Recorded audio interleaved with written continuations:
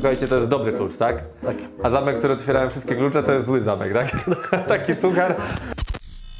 Plus dodatkowe niespodzianki, które wyszły, to całość na ten moment nad tym podjęciem. Czyli sąsiada bolało, że w ogródku sobie robiłeś...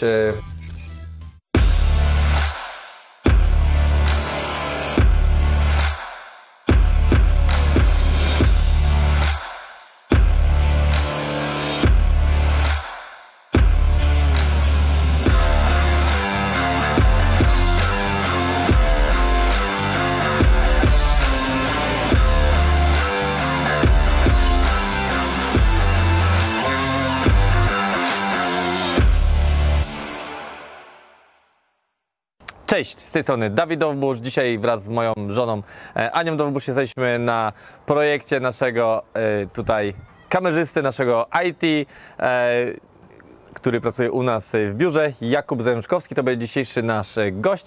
To jest kanał, na którym dzielimy się z Tobą informacjami z dziedziny inwestowania na brytyjskim rynku nieruchomości, ale nie tylko.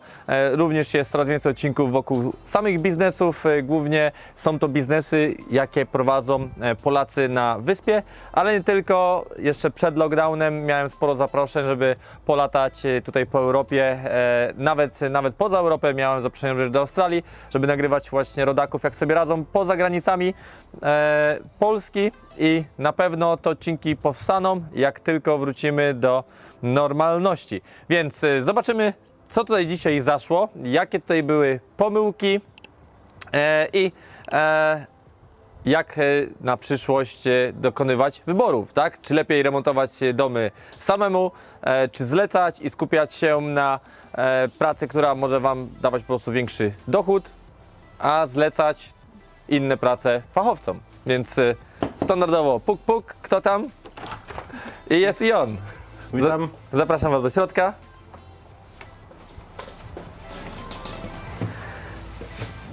Okej, więc tak, Jakuba znam już na tyle długo. Jakub jest, słuchajcie, z nami od samego początku. To jest człowiek, który podjął jedno z największych wyzwań w swoim życiu, czyli rzucił pewną pracę na etacie, żeby odejść z miejsca, gdzie nie musi się o nic martwić, i przyjść do Dowbusza, tak? I tak od tamtego momentu już razem zostaliśmy. Więc Jakub zna tą historię tutaj, co się dzieje w tych nieruchomościach od samych początków.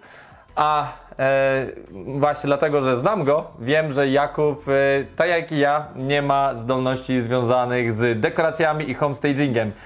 I tutaj może coś powie moja żona Ania na ten temat. Cześć, witajcie. Ja chciałam tylko powiedzieć, że jak bardzo ważny jest teamwork u nas w naszym biurze, w naszej pracy, ponieważ jest to praca zespołowa, także Jakub nam bardzo dużo pomaga, jeżeli chodzi o taką część IT, wszystko co związane z komputerami, bo tutaj jednak my kobiety mamy troszeczkę większy problem, więc tak, zawsze jest Jakub. A my dzisiaj z Asią Ptasińską jesteśmy tutaj u Jakuba i poświęciliśmy cały swój dzień na to, żeby jemu pomóc wybrać wszystkie dodatki do domu, także zrobiłyśmy mu cały homestaging, więc myślę, że wyszło ok. No, jest kolorowo-malinowo, tak? A teraz przejdziemy do konkretów. Jakub, powiedz nam, jak miało być pięknie, a czemu wyszło jak zawsze? Czyli na początek, tak? Może wejdziemy gdzieś, zobaczymy tak, standard jaki tutaj zrobiłeś, zanim dojdziemy do tych trudniejszych spraw. Może opowiedz, jakie zaszły zmiany tutaj w tej nieruchomości. Więc przede wszystkim musieliśmy wszystko odświeżyć. Po rozmowie z architektem, architekt stwierdził, uwaga, że tutaj nie ma izolacji. To, co było do tej pory, było uznawane za brak izolacji, więc stwierdziliśmy, że zrobimy całą izolację domu od wewnątrz. Po czym jak przyszło nam i byliśmy w trakcie pracy, mieliśmy zrobione mniej więcej położone płyty nowe, Kingspany na cały dom od środka. Kładliśmy karton gipsy, przyszedł chłopak od DPC i stwierdził, że mamy izolację 60 mm na zewnątrz, tylko architekt tego nie zauważył. Ja tu do architekta nie mam pretensji, po prostu tego nikt nie zauważył, ale jednak dzięki temu mamy wyższe EPC, dom jest cieplejszy. Tak, dom jest cieplejszy, a portfel jest chudszy, tak? A ponoć jak się dba się o zdrowie, to można dłużej żyć, więc zdąży się odrobić, tak? Dokładnie. Dalej. Więc w długim terminie, jak Ty tutaj płacisz rachunki, no to się opłaca. Tak, najbardziej. może po 30 latach. Może szybciej, nie wiem. To nie było aż tak bardzo kosztowne wbrew pozorom, jeżeli chodzi o robociznę, ze względu na to, że ja to robiłem oraz mój brat, o którym wspominałem wcześniej i jego stawce, to nie wyszło to tak drogo. Okej. Była stawka rodzinna, tak? Tak, rodzinna bardzo. Okej. Dobrze, więc tak, gdzie jesteśmy teraz? To jest salon? Stary salon, czyli największy pokój, który jest w nieruchomości, ze względu na to, że zdecydowaliśmy się tutaj zrobić wynajem na 4 pokoje na jednej umowie. Okej. Przypomnij mi, jaka to była nieruchomość, jak ty ją kupiłeś? To jest British Steel Iron Frame, czyli niestandardowa konstrukcja stalowa. I to było największe zawsze wyzwanie jest dla banków, ze względu na to, że one nie wszystkie banki chcą akceptować tego typu konstrukcje. Musieliśmy tutaj poprosić surveyor prywatny zrobić, żeby sprawdził stan nieruchomości i nie stwierdził żadnych błędów. Ogólnie stan głównie dachu oraz konstrukcja jest zadowalająca jak najbardziej i nie stanowi problemu. Więc teraz jest kwestia tego, że banki po prostu potrzebują całą dokumentację i wszystko, żeby móc zrobić tutaj rekredytowanie. Teraz bardzo, słuchajcie, uważajcie, jeżeli kupujecie swoją pierwszą nieruchomość bądź jakąkolwiek kolejną, domy z niestandardową konstrukcją są, jakby nie patrzeć, dużym ryzykiem. Z tego właśnie względu, że można nie otrzymać potem kredytu, tak? Ale jednak jest część na przykład domów niestandardowych, gdzie znajduje się wachlarz banków, które udzieli na przykład mortgage'u na takie nieruchomości, ale są niektóre nieruchomości, które kategorycznie nie otrzyma się kredytu i na przykład trzeba zrobić, załóżmy, całą izolację zewnętrzną, tak?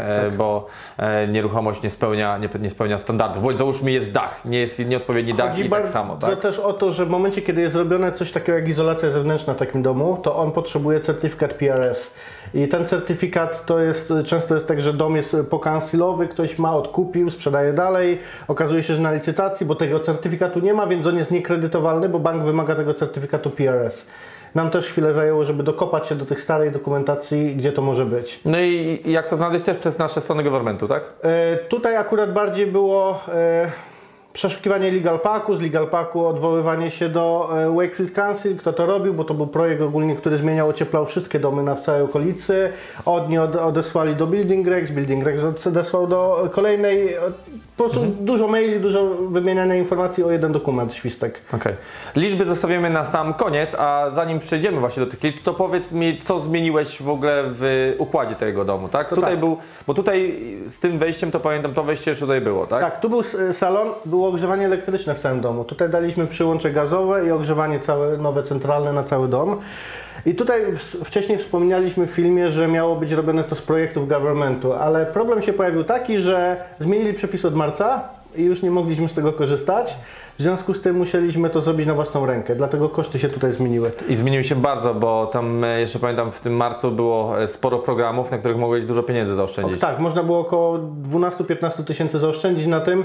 To wszystko przestało być ważne, ponieważ... W momencie jak od razu, przepraszam, że przerywam, bo w momencie od razu, ktoś może oglądać to za rok, za 2, za 5, więc mamy rok 2021, mamy luty, miesiąc i rok temu właśnie wybuchła cała historia z pandemią, tak? I to tak naprawdę wiele zmieniło, bo ty w tamtym momencie właśnie miałeś robić ten remont. Tak? W momencie, kiedy zaczęły się lockdowny, to zmieniły się przepisy. Jak zmieniły się przepisy, a my czekaliśmy właśnie na jeszcze decyzją. Tutaj remont dlatego zaczęliśmy spóźniony, bo ciągle czekaliśmy, bo nie wiedzieli do końca, firmy nie wiedziały, czy mogą, czy nie. Ostatecznie okazało się, że nie mogą, my nie mogliśmy czekać dłużej, więc stwierdziliśmy, że wymieniamy okna, robimy centralne, robimy wszystko. No to był bardzo fajny program, no bo pamiętam też całe izolacje, na przykład izolację poddaszy i z plastrowaniem, z ogrzewaniem. Wiele rzeczy po prostu było fundowane, tak? Po to, żeby właśnie podnieść EPC. Warunkiem wtedy było niskie EPC i ten dom spełniał warunki niskiego EPC, tak? I mieliśmy potwierdzenie w grudniu jeszcze, jak rozmawialiśmy z firmą, która to robi, że oni mogą to zrobić, nie ma problemu, a już później się zmieniło. I teraz tak, tutaj było drzwi, tak jak było wejście do pokoju, tylko że tu były dalej do jadalni. Było wejście. Tak, tu było wejście do jadalni, my to zamknęliśmy i dzięki temu tutaj jest 16-metrowy duży pokój. Okej, to zobaczmy w takim razie, jak zamknęliście wejście do jadalni, jak to wygląda teraz po tamtej stronie. Tak. Państwo niech idą przodem. Śmiało. Dzisiaj kamerzystą jest Asia.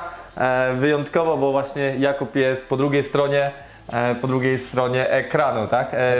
Jakuba, słuchajcie, dosyć rzadko możecie spotkać z tego względu, że nawet jak chodzimy po nieruchomościach, i jest odbicie lustrzane. Jakub zawsze nawet zamazuje się nawet w tym lustrze, więc to jest taka osoba, taka szara eminencja, która bardzo ciężko wyciągnąć przez ten ekran, więc od razu na starcie, Jakub, chociaż się znamy bardzo długo, dziękuję Ci, że chciałeś wystąpić, tak? Więc tak jak wspomniałeś, tutaj było... Tak, tu było przejście i my to przejście zamknęliśmy i tutaj jak jest ten jakby filar, słupek, belka, to była ściana działowa, która dzieliła jadalnię od kuchni. Okej, i to było zamknięte, czy też to były... To były drzwi. Było przejście z jadalni do kuchni, ale tych drzwi nie było. Rozumiem. Te drzwi zrobiliśmy nowe. Czyli co, tu zostało zamurowane, cała ściana została zlikwidowana, zrobiliśmy otwartą przestrzeń, wstawiliśmy nowe drzwi i mamy dzięki temu dużą kuchnię z takim ala salonem, żeby sobie coffee table, można było sobie siąść, obejrzeć telewizję, Netflixa, zagrać na konsoli, lokatorzy mogą cokolwiek by nie chcieli zrobić. Okej. A teraz ja chcę zobaczyć, bo pamiętam, że wspomniałeś, że będzie tutaj druga łazienka, tak? Tak. I zobaczmy teraz, jak wygląda sprawa z tą drugą łazienką. Jest w planach. Jest w planach? Ale tu już chyba ta łazienka się nie zmieści. Tu jest pralnia. Łazienka będzie po drugiej stronie, tutaj trzeba wykuć drzwi, ale ze względu na to, że przeciągał się cały remont, to postanowiliśmy, że będzie to zrobione po remortgage'u. Czyli, okej. To słuchajcie, trzymajcie Jakuba za słowo. Zapytajcie go za pół roku czy za rok, czy już na pewno ta łazienka była zrobiona, bo ostatnio też wspominał, że zrobi sobie dodatkowe jakieś pokoje w piwnicy na swojej pierwszej tam nieruchomości i do dzisiaj te pokoje nie powstały. Dlaczego nie powstały? Dlatego, że bardziej opłacało mi się kupić nową nieruchomość i większy kapitał mogę z niej wyciągnąć, a w momencie, kiedy będę opuszczał tamten dom i go remontował w pełni, to wtedy mogę robić tam coś więcej. Okej, więc jest jakaś wymówka, myślę, że możemy to akceptować. My mamy tak, w pracy mamy powiedzenie, albo są wymówki, albo wyniki, ale tutaj no, jest tak na granicy, że można to zaakceptować, tak? Tak. Mamy dwie lodówki, żeby się aż bardzo nie pokłócili lokatorzy. To jest, słuchajcie, też bardzo często duże wyzwanie, jak są pokoje, tak? To są miejsca z lodówkami w półkach, miejsca z szafkami. Też widzę, masz dodatkowe unity, żeby dla każdego starczyło. Mam po jednym unicie bezpośrednio dla każdego pokoju oraz dodatkowe unity u góry, plus unity wspólne, czyli tam na jakieś garnki. W zupełności wystarczy na 4 pokoje. Tak, na 4 pokoje w zupełności wystarczy, bo wiem, że jeżeli jest jeden unit, to jest za mało zdecydowanie. Co założyłem jeszcze u Ciebie w tym schowku, tam gdzie masz piec, masz osobną pralkę i osobna suszarka. To jest też, słuchajcie, celna uwaga. Lepiej się wykorzystać troszeczkę więcej, bo często ludzie z tego korzystają, a dzięki temu nie suszą ubrań w pokojach i nie ma wilgoci, nie ma stęchlizny, jest lepsze powietrze w domu. Nie ma grzyba. Nie ma grzyba, nie zajmuje miejsca. Jeżeli ktoś ma mały pokój, to... Niektórzy suszą w pokojach i wiedzą o tym, żeby otworzyć okno, a jak niektórzy są tacy lokatorzy, że przyjdą, wynajmą, nie przejmują się, w końcu to nie jest ich dom. Tak jak mówię, nie chcę wrzucać wszystkich do jednego worka, to jest zawsze 1, 2, 3, 4 osoby na 100 dobrze dobranych tenantów. Więc pamiętajcie, większość jest zawsze tak naprawdę w porządku, jeżeli chodzi o najemców, o ludzi, z którymi współpracujemy, tylko po prostu bardzo mocno się pamięta tych, którzy nie byli, tak? A to są po prostu tak naprawdę pojedyncze osoby. Wracając tak, opowiedz mi o ogrodzie, tak? Bo wiem, że miałeś duże plany związane ze swoim ogrodem. Tak, ogród ze względu na to, że duży jest, postanowiliśmy wyciąć 6 na 6 metrów z tego ogrodu na podjazdy, na 2 samochody. To się udało, jeszcze zostało tylko przęsło do usunięcia raz z paroma rzeczami, które muszą do skipa trafić i pojechać. I tam jeszcze zostaje tylko ubić ziemię i wysypać żwir i będą 2 podjazdy. Mieliśmy małą przygadę z sąsiadem, który próbował nam na siłę wmówić, że obowiązkowy jest zgoda od kansilu na zrobienie podjazdu w tylnym ogrodzie. Powiedzmy, że dla świętego spokoju dopytałem się kansilu, czy tutaj nie jest przypadkiem jakoś inaczej. Tak. I kansil mi potwierdził, że jednak rację miałem, wszystko się zgadzało i po prostu kontynuowałem pracę nad tym podjazdem. Czyli sąsiada bolało, że w ogródku sobie robiłeś podjazd? Tak, jego najbardziej chyba bolało to, że będzie miał widok z okna, inne nie wiem. I jak zareagował? To była śmieszna sytuacja, bo po tym jak powiedziałem mu, że rozmawiałem z kansilem i dali mi zgodę i nie ma problemu, to wsiadł w samochód i chyba pojechał do kansilu, ale podejrzewam, że go odesłali z kwitkiem, ponieważ jest kwarantanna i zamknięty jest koniec. No tak to bywa, słuchajcie, ja ostatnio też, wczoraj tak naprawdę jeździłem, oglądałem nowe działki i jedna działka, do której był dostęp poprzez private road, czyli po prostu całe tam jakieś lokalne społeczeństwo używało tej drogi, więc pewnie mieli wszyscy tam right of access. Jak tylko tam przyjechaliśmy oglądać tę działkę, to po prostu z każdego domu wychodzili ludzie i każdemu chyba się nie podobał fakt, że ktoś może tę działkę kupić, bo była już z pozwoleniem na budowę i zacząć coś tam robić im hałas, robić im zamieszanie, bo też dostawy będą przecież przyjeżdżały tak de facto jak się nam działka nie spodobało, ale po prostu no niektórzy sąsiedzi tak reagują, że po prostu nie chcą, są bardzo konserwatywni i nie chcą jakichkolwiek zmian, żeby coś im w sąsiedztwie zaczynało wyglądać inaczej, tak? No z tym się trzeba pogodzić. My też nieraz mieliśmy, jak robiliśmy planningi z naszymi inwestycjami, że wpływały skargi, po 15 skarg, na przykład sąsiad wysyłał 15 skarg, że nie podoba mu się, że robimy dobudówkę z tyłu, gdzie sam miał identycznie z takimi samymi wymiarami dobudówkę, tak? Więc tacy ludzie się zdarzają, trzeba się z tym liczyć, że sami mają, ale nie chcą, żeby ktokolwiek inny na przykład coś im robił w sąsiedztwie, bo im się to nie podoba. I tyle, trzeba po prostu robić swoje, tak? Przepisy są przepisami, jak są pozwolenia, sąsiadom się nie podoba, trudno się mówi, ale lepiej zawsze żyć z nimi dobrze, tak? Żeby nie szkodzili, Dlatego my z nimi nie rozmawialiśmy na zasadzie kłótni czy coś, tylko ja rozumiem, to dopytam kansilu. Tak. Oni też mówili, to nie nasz wymysł, tylko poprzedni właściciele sprzedali ten dom właśnie dlatego, że nie dostawali zgody od Tak kansilu. jest. Ja rozumiem, podziękowałem, bo tam mówili, że nie chcą, żebym stracił pieniądze młody. Ale poprzedni może nie byli z Polski, ty przyjechałeś z Polski i Ja nie wiedziałem, to nie zrobiłem. wiedziałeś, że nie można i zrobiłeś. Przejdźmy dalej, puścimy was przodem. O, Jakub ma tu jeszcze bardzo fajny patent na termostat, może chciałbyś coś powiedzieć, bo my chyba też będziemy chcieli wprowadzić to rozwiązanie. Tak, bo my mamy termostaty bezprzewodowe i mieliśmy na przykład taką historię, że na HMO jeden z lokatorów po prostu, który palił w nieruchomości, palił w pokoju, no otwierał okno i było mu zimno, tak? A inni mieli dosyć ciepło, więc wpadł na taki genialny pomysł, że ściągnął termostat, wstawił go do lodówki. W miejscach wspólnych w HMO można mieć kamery, my to oczywiście na kamerze złapaliśmy, wstawił do lodówki i po prostu piec cały czas grzał, bo cały czas termostat mówił, że jest zimno. Więc w domu był po prostu kocioł, rachunki za gaz podskoczyły, my od razu sprawdziliśmy. No lokator się musiał pożegnać z nieruchomością, ale tutaj masz dosyć ciekawe rozwiązanie. tak, ja wziąłem wersję termostatu po prostu przewodowego. On jest zamontowany, jeżeli ktoś go będzie chciał zdjąć, to się wyłączy całe ogrzewanie. Przewodowego, czyli jest podłączony kablem? Jest kablem podłączony, Okej. tak.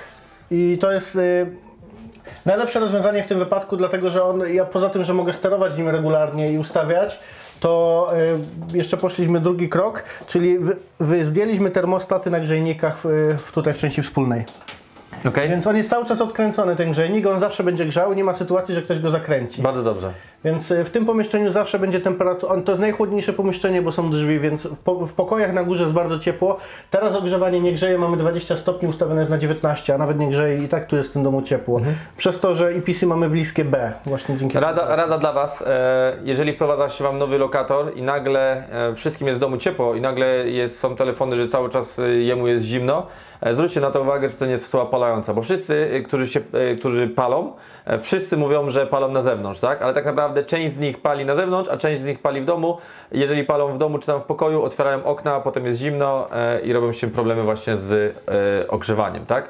Co, przejdziemy na górę, Państwo przodem.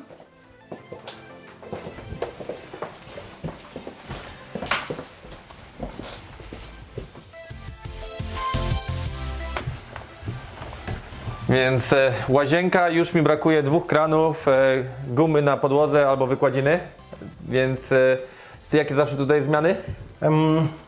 Przede wszystkim ona została odświeżona tak naprawdę. Usunęliśmy, tutaj był tak zwany soil pipe, który szedł do samej góry i tam zasysał powietrze, czyli taki komin standardowy. Tak, to jest potrzebne przy toalecie. My to usunęliśmy, bo można wykorzystać takie specjalne czapki, które sobie same pobierają powietrze i ta czapka jest tu schowana. Dzięki temu ta nowa rura ona jest mniejsza, nie idzie przez cały pion łazienki, można było tutaj wykorzystać tą ścianę. Położyliśmy nowe płytki. Tutaj był wcześniej gumoleum czy coś zamiast płytek, więc położyliśmy nowe cementboardy, płytki na to poszły, wszystko, nowa wanna, nowa hydraulika jest cała nowa. Tak Założyłem, że zniknęły wszędzie okna. Szyby. Znaczy one tutaj są, były szyby. one są, ale ukryte, przyczajony tygrys. Tutaj jest płyta biała, którą pomalowaliśmy, od drugiej strony jest Kingspan i też biała płyta i dzięki temu to wygląda jakby było. No tutaj ten dom był o tyle zabawny, że mogliście po prostu brać sobie krzesło i zaglądać, kto na przykład się kąpie albo kto śpi, bo do każdego pokoju były takie szybki nad drzwiami. Tak. Nad drzwiami. Okej, i co? I tutaj standardowo, tak? Kolejny pokój, tu mamy z podwójnym łóżkiem, tak? Tak, tu jest podwójne łóżko, to jest duży pokój, on ma 11,5 metra. Około 70 metrów. On się nic nie zmienił wymiarami, on taki był. Jest po prostu Jest odświeżony. odświeżony, jest wyremontowany, jest dana wełna pomiędzy piętrami, Tak, mów. żeby nie było problemu z hałasem, jak ktoś głośniej chodzi albo rozmawia. Tak samo z kuchni, jak żeby nie słychać było tutaj, jak i z góry, żeby nie było słychać. Hałas to jest kolejna rzecz. Wszystko wygląda inaczej, jeżeli wynajmujecie całą nieruchomość, wynajmujecie jako single let. Te remonty są też znacznie tańsze, bo taki jest standard Wielkiej Brytanii. Nikt wtedy nie wygłusza tych ścian ani podłóg. Takie są po prostu wszystkie tutaj domy. No ale my mieliśmy na przykład też taką sytuację, gdzie wprowadził się lokator, pomieszkał troszeczkę, się wyprowadził, wprowadziła się lokatorka, się wyprowadziła, dlatego że, nie będę już mówić, sąsiad i sąsiadka, ściana obok, Głośno rozmawiali. niech będzie, że rozmawiali i no nie mogły się do sobie w nocy, w szczególności w weekend, wysypiać. No, dla nas to było o tyle problematyczne, że ta druga osoba nie robiła nic, co łamało regulamin, czyli to nie były imprezy, ani głośno słuchana muzyka i tak dalej, tak? Już nie będę mówić co, jak, nieważne, ale chodzi o to, że brakowało tego komfortu i w pokoju obok nie mogli się skupić na spaniu, dlatego tam już była na przykład zrobiona izolacja, ale no, postanowiliśmy poprawić to jeszcze, być może nie było to zrobione tak jak trzeba, nie był wtedy wymagany na tamtą nieruchomość żaden sound test. I dokładnie dzisiaj ktoś to ogląda i będziemy na pewno dokręcać, albo nawet zrobimy dodatkową jeszcze ściankę, zaizolujemy, zapiankujemy, damy karton gips, jest sobie taki specjalny, one są droższe, to są takie grubsze płyty, one są dźwiękoszczelne. Fioletowe. Tak, i na pewno dokleimy przynajmniej po 2 takie płyty i powinno być już dobrze. Dlatego to jest ważne, to co Jakub powiedział, że tutaj w tym momencie w podłodze, tak? W podłodze daliśmy i w ścianach tak samo daliśmy. Wełnę ze względu na to i też fioletowe płyty, właśnie te soundproof, ze względu na to, żeby nie słyszeli siebie. One są niewiele droższe, a na taką ścianę idą 3,5 płyty tak naprawdę. To nie jest bardzo duży koszt. A dużo Daje, tak, duży efekt jest. No a też nie zapomniałeś o piankowaniu, żeby piankować wszystko? Piankowaliśmy wszystko, szczeliny jak idzie. Bardzo dobrze. Bardzo dobrze. No i standardowo, zobaczcie, to już jest w Wielkiej Brytanii już dosyć znane, ale kiedy ja jeszcze zaczynałem parę lat temu, jak przyszedł do mnie rzeczoznawca, to po prostu tak wziął sobie angielski rzeczoznawca, tak sobie wziął te sznurki, tak się bawił i się pytał, co to jest, nie? I mi się, jak małe dziecko, bawił się roletami, więc standardowo nasze takie z Polski rolety, dzisiaj już coraz bardziej znane i coraz bardziej popularne w tym kraju, nawet są polskie fabryki, które produkują rolety.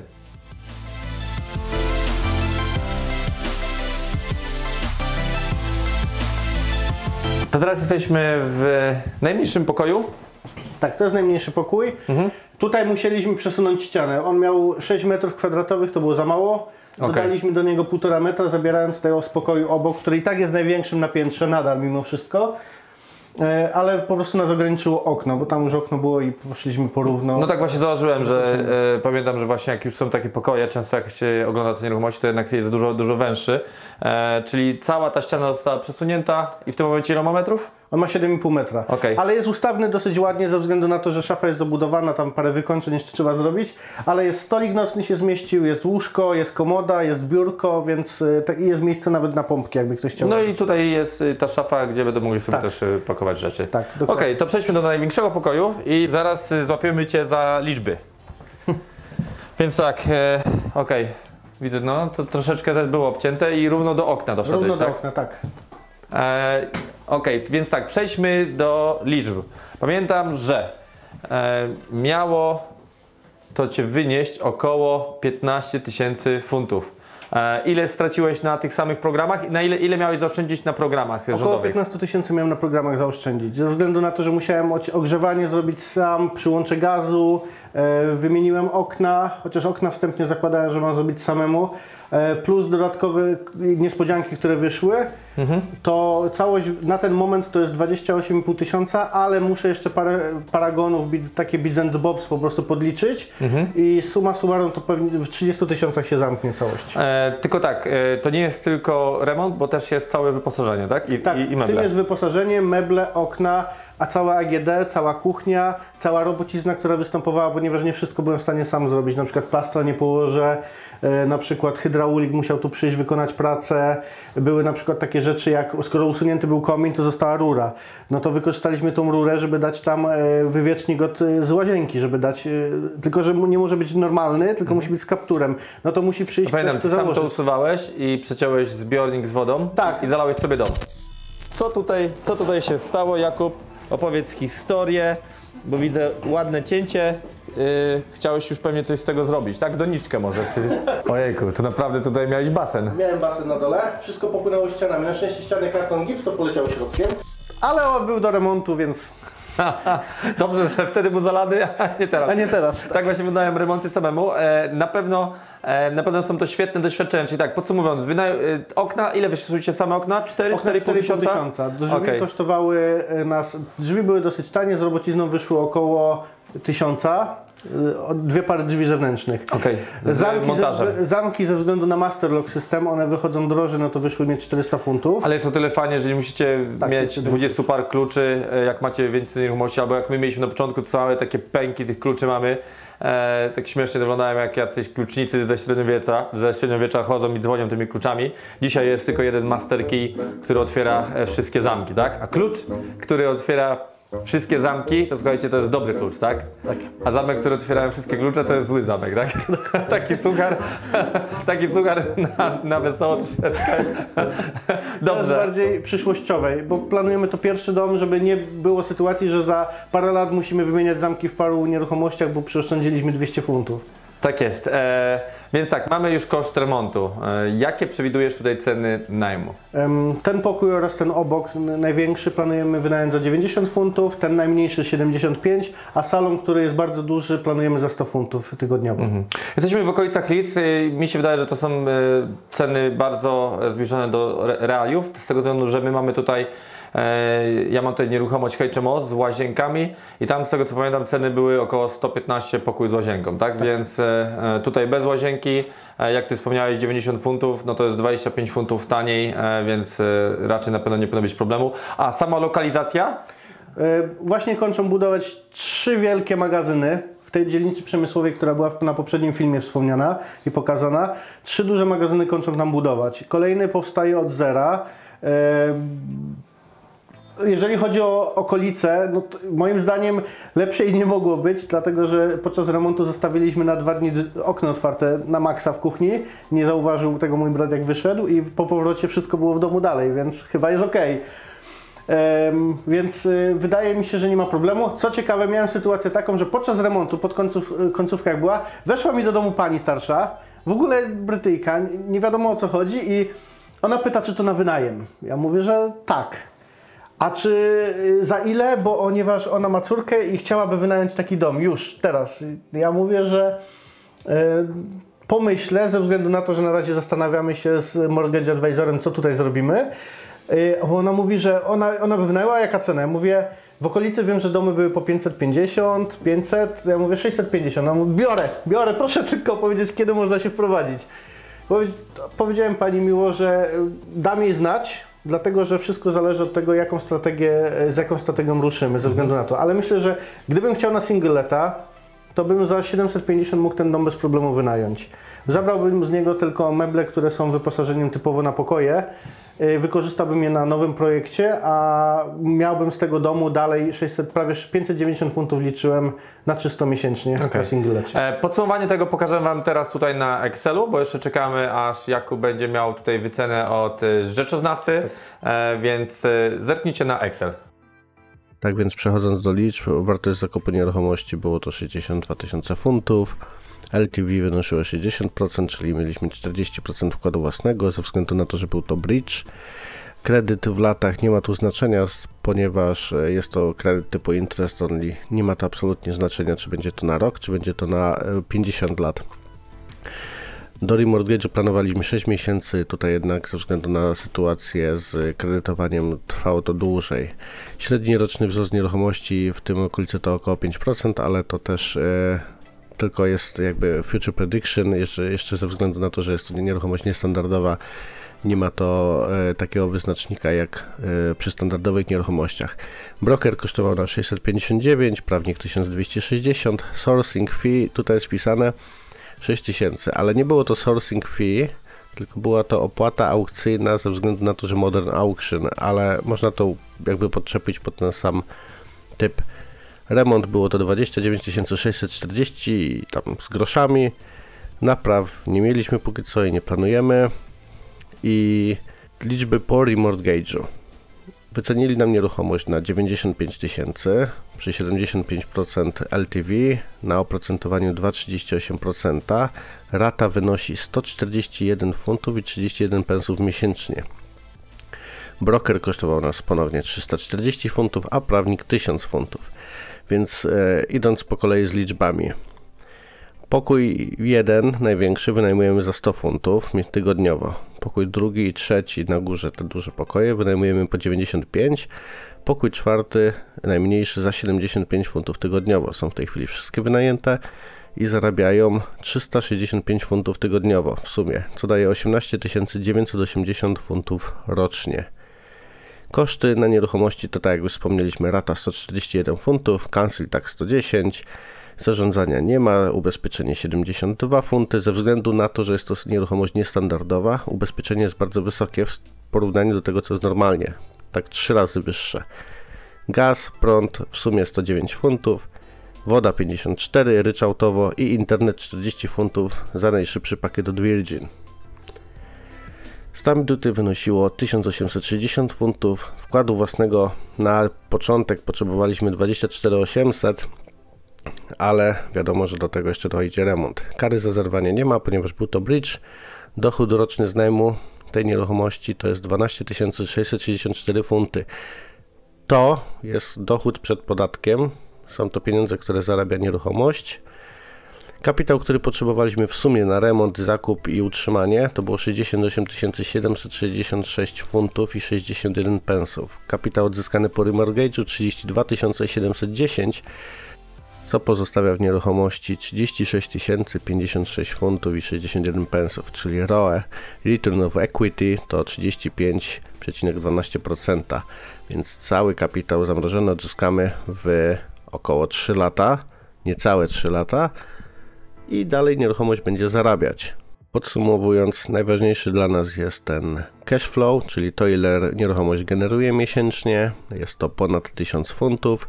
Jesteśmy zadowoleni z tej nieruchomości i za 3 lata ona odzyska nam cały kapitał i będzie dalej zarabiać, w przeciwieństwie do tego, gdybyśmy na przykład zrobili flipa.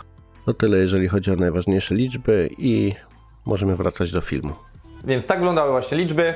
Podsumowując, jeszcze na sam koniec, Jakub, robiłeś tutaj wiele rzeczy sam. Czy teraz z perspektywy Twojego doświadczenia, ja na pewno, słuchajcie, polecam zrobić przynajmniej jeden remont samemu, chociażby po to, żeby znać się na tym i jak przyjdzie do Was wykonawca, no nie dacie się tutaj zwieść na manowce, tak? Jakub, nie wiem, jakieś uszczerbki na zdrowiu, zagrożenie życia? Jedno porażenie prądem, poza tym zalaniem domu, co było na początku, to takie niegroźne, parę tam obić, przecięć, to standardowo, ale lekcja jest taka, raz, wiem już co i jak, ile kosztuje, jak co ma być zrobione mniej więcej, więc na pewno nie dam się oszukać przez podwykonawców. A druga rzecz, nie chcę więcej remontów robić sam, ponieważ jest to zbyt męczące, zbyt czasochłonne, jednak po prostu, no, chciałem ten pierwszy zrobić samemu, żeby mieć po prostu wiedzę co i jak, żeby nie było sytuacji, że mi przyjdzie pan ekspert, majster i powie: panie, to wszystko ma być tak i to będzie kosztować 20 000. No nie, bo wiem, że nie będzie kosztować tyle. To jest... Lekcja na znam życie. ceny wszystkiego praktycznie, jeżeli chodzi o materiały. Na materiały nie zostanę oszukany. Praca idzie mniej więcej ocenić, to jest zazwyczaj tam stawka, którą mają budowlańcy, więc oni mają konkretną kwotę. Jeżeli to jest firma, to dodatkowo marża do właściciela. I to wszystko, nie powinno tutaj... Większej filozofii. Tak, więc... A jest często i gęsto większa filozofia, ja wiem i teraz zawsze jak to mówię, też w komentarzach się pojawiają jakieś hejty. Jest, słuchajcie, zawsze taka sytuacja, że ja nie twierdzę, że wykonawcy są źli, zawsze to podkreślam, ale no, trafiają się tacy wykonawcy, którzy po prostu też bywali oszukani przez klientów, mają zaległości z płatnościami, jeżeli chodzi o ich pracowników, nie dostali wypłaty i szukają no, jakiegoś sposobu, żeby to odbić, tak? I po prostu chodzą, chociaż mają, no, załóżmy, kalendarz cały zajęty, chodzą, dają cały czas większe wyceny, bo liczą na to, że ktoś po prostu totalnie się nie zna i na przykład zaakceptuje za jedną pracę tyle, co się płaci, zapłaci za jedną tyle, co za dwie normalnie, tak? I w ten sposób taki człowiek sobie może też odbić poprzednie też straty. Więc ja nigdy nie demonizuję, sam jestem zadowolony z naszych wykonawców, długo już z nimi współpracujemy, ale trzeba się znać i trzeba na to wszystko uważać. Więc tak, też uważam, że warto raz spróbować, ale później skupiajcie się na tym, na czym zarabiacie większe pieniądze, tak? Dla przykładu znam na przykład bardzo dobrych wykonawców z Londynu, firmy remontowe, które zarabiają bardzo dużo na remontach, remontują bardzo drogie domy w dobrych dzielnicach i po prostu mają bardzo duże zarobki. Jeżeli taki człowiek, który spędzi załóżmy parę miesięcy na remontowaniu takiej nieruchomości, stwierdza, że będzie sobie sam remontował domy, które kupił załóżmy na Singuleta w Liverpool, no to w tym momencie traci, tak? Bo mu znacznie taniej wyjdzie po prostu wziąć lokalnych tam wykonawców, którzy zrobią załóżmy to tak samo dobrze jak on, ale mają na przykład całkowicie inne stawki, więc nie zawsze po prostu opłaca się robić coś samemu. Często jest tak, że lepiej skupcie się na tym, gdzie potraficie więcej zarabiać, mieć tutaj nadwyżki pieniędzy z waszego źródła dochodu, a oddać rzeczy po prostu fachowcom, którzy to zrobią szybciej i w przeliczeniu na godziny być może dużo taniej niż wy, bo jak wam zajmie robienie czegoś 10 godzin, a ktoś zrobi to załóżmy w godzinę, no to ile wtedy wasza jest stawka godzinowa warta, tak? Więc też pamiętajmy o tym. Jeszcze raz, Jakub, dziękuję ci za zaproszenie, dziewczynom Ani i Asi za kamerą dzisiaj. Dziękuję tutaj, że przyjechały tutaj z biura od nas. Taki bonus od firmy dla członka załogi. Przyszykowały cały homestaging.